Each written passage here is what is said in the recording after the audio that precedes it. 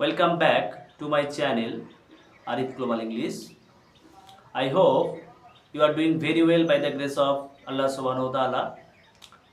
I welcome all of you with the Muslim greetings. Assalamu alaikum wa rahmatullahi wa barakatuh.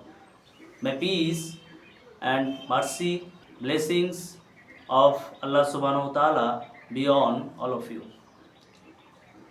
আজকে তোমরা তো থাম্বনেলে দেখেছো আজকের ভিডিওটি কি নিয়ে। Class 11 first semester and 12 third সেমিস্টারের জন্য কোন বইগুলি সবথেকে বেস্ট। বাজারে অনেক রাইটারের বই বেরিয়েছে, তার মধ্যে থেকে আমরা কোন বইগুলি কিনব।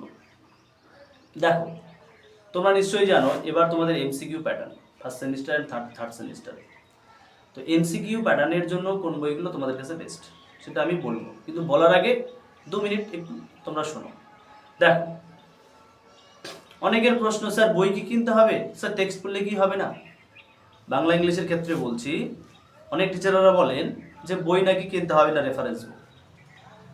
দেখো, টিচাররা তোমাদের কাছে 1 ঘন্টা থাকবে, সারাদিনে 2 ঘন্টা থাকবে, কেউ আবার অনলাইনে ক্লাস করো। কিন্তু আমি মনে করি যদি তোমার কাছে একটা রেফারেন্স বই থাকে, তুমি বাড়িতে সেটাকে স্টাডি করে তুমি গল্পের প্রতি ধারণা তৈরি করতে পারবে, তুমি গল্পের গভীরে চলে যেতে পারবে, তুমি ওয়ার্ড মিনিংয়ের সিনোনিমগুলোও পড়তে পারবে। অনেক সময় এই সিনোনিম থেকেও কিন্তু পরীক্ষাতে প্রশ্ন আসে। তাই বই, এই সেমিস্টার সিস্টেমে বই হলো একমাত্র তোমার বন্ধু, ঠিক আছে।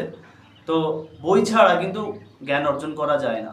যারা বলে বই কিনতে হবে না, আমরা অনলাইন ক্লাসে সব করিয়ে দেবো, হ্যাঁ আমরা সবটাতেই দক্ষতা অর্জন করিয়ে দেব, আমি তাদের উদ্দেশ্যে একটা কথা বলতে চাই।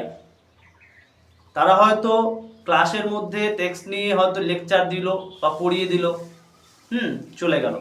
এবার তুমি বাড়িতে বসলে তোমার কাছে যদি ভালো রেফারেন্স বই না থাকে, হ্যাঁ তুমি কিন্তু একটা কথাও তখন বলতে পারবে না। তো তুমি যখন ক্লাস করো তোমার মনে হয় আমি পারবো, বাট বাড়িতে গেলে মনে হয় যে আমি আর পারবো না।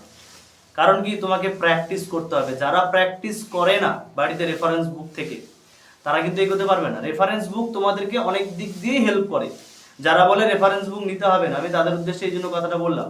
তারা যে নোটসগুলো তৈরি করে, তারা তো রেফারেন্স বুক দেখেই তৈরি করে, ঠিক আছে।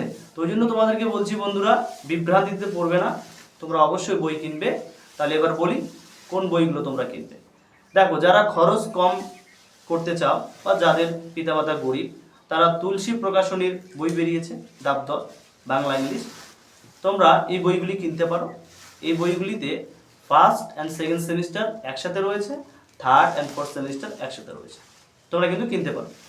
পাশাপাশি কেউ মনে করছো না আমি 4টা সেমিস্টারে আলাদা আলাদা বই কিনবো, তোমরা নিতে পারো। ছায়া প্রকাশনী আছে, রায়ান মার্টিন আছে, হ্যাঁ বাংলা ইংলিশের জন্য বলছি আর কি। তারপরে স্মার্ট ইংলিশ আছে, তোমরা নিতে পারো। বাংলা শিক্ষক বেরিয়েছে, তোমরা নিতে পারো, ঠিক আছে। এবার তোমাদের যে বাকি সাবজেক্টগুলো রয়েছে, যেমন হিস্ট্রি বা ইতিহাস, রাষ্ট্রবিজ্ঞান, এডুকেশান, ওকে, জিওগ্রাফি, এই সাবজেক্টগুলির জন্য বা দর্শন এই সাবজেক্টগুলির জন্য আমরা কী বই কিনতে পারি। দেখো, দর্শনের জন্য আমার মতে যে বইটি ভালো, অনেকটা হাইলাইট করা থাকে, ইন্দ্রজিৎ পাবলিকেশন থেকে তোমরা নিতে পারো মধুসূদন দত্তের লেখা এই বইটি দর্শনের জন্য খুবই খুবই ভালো, খুবই হেল্পফুল। আমি আমার কোচিংয়ে এই বইটিকে আমি করিয়েছি ফার্স্ট সেমিস্টার থেকে একদম ফোর্থ সেমিস্টার পর্যন্ত। যেটা দেখলাম, এই বইটি পড়ে ছাত্রদের খুবই উপকার হয়েছে। মনে রাখবে, ইন্দ্রজিৎ পাবলিকেশন, ওকে, রাইটারের নাম হচ্ছে মধুসূদন দত্ত, ওকে। তোমরা তাহলে দর্শনের জন্য ইন্দ্রজিৎ পাবলিকেশন, রাইটারের নাম মধুসূদন দত্ত, এই বইটা কিন্তু তোমাদের জন্য খুবই হেল্পফুল হবে first semester, second semester, third semester, এমনকি ফোর্থ সেমিস্টারের জন্য। তো এই বইগুলো কিন্তু অ্যাডজাস্ট করে বের করেনি, ঠিক আছে। এই বইগুলো আলাদা আলাদা পার্টে বের করেছে। শুধুমাত্র বাংলা ইংলিশের ক্ষেত্রে একটি বই তো আমি এটাকে বললাম যে তুলসী প্রকাশনীর লেখা দাবদর,